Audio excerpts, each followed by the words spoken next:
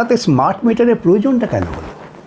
এই smart meter হলে কি আপনাদের উপার্জন বাড়বে বেআইনি পথে? তা নাহলে স্মার্ট মিটার নিয়ে এত মাতামাতি কেন?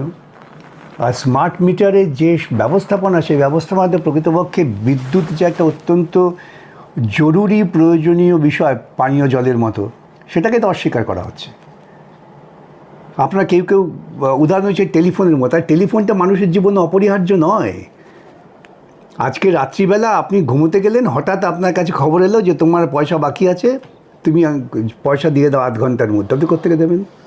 স্মার্ট মিটারটা তুমি করছো প্রকৃতপক্ষে তোমার ক্ষুদ্র মুনাফার জন্যে। বিদ্যুৎ তাক সংযোগ কেটে নেব আমি, সঙ্গে সঙ্গে বিল তুমি না দিতে পারলে, এইটাই স্মার্ট মিটারের একটা অত্যন্ত অপকৌশল, যা মানুষকে বিপদে ফেলবে এবং বারে বারে তার লাইন রিকানেকশনের জন্য তার একটা করে চার্জ নেবে।